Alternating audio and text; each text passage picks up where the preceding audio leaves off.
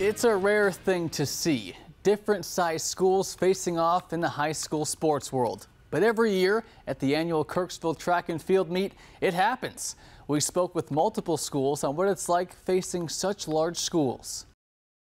I think our athletes were pretty intimidated coming in today. They usually are, but I think they're hanging in with the bigger schools and doing well. But they definitely feel the push of the competition when we're here at Kirksville. Once that first gunshot goes off, setting the runners free, the intimidation turns off and the competitive juices get turned on. Just compete. You know, we have some athletes that are gonna place and gonna compete with those kids on both sides. But just making sure that we're not really scared of anybody, I guess, necessarily. Just go out there, compete, see what happens. In most track meets, you try to make sure your individuals are doing the best they can. You know, if you have a loaded team, you're trying to win meets, that's one thing. And, you know, Kirksville should try to win this meet. They have the numbers and they have the bodies. But when you go into a meet where there's probably not a chance to win as a team, you just try and focus on your individuals, hope they do well. Thinking about a school like Atlanta, Schuyler County, or La Plata facing Kirksville one-on-one could be daunting.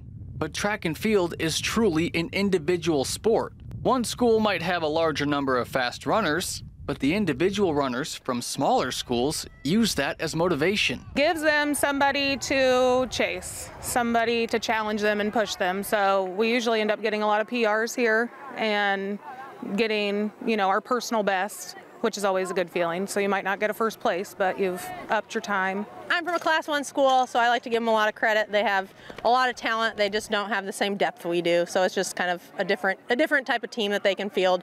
But well, we're still getting plenty of competition. There's some fast kids out here and kids that want to PR with us, and so just reminding the kids of that. At the end of the day, when the jumpers land, the dust from the shot settles and the runners cross the finish line, results are the only thing that matter. Everybody that's out here, they're in your age bracket, right? Like, these kids are not 20 years old, they're not collegiates, right? Like, they're the same age that you are. In the end, nobody cares how big a school you came from. They're just cared about who threw the furthest, who jumped the furthest, and who finished first.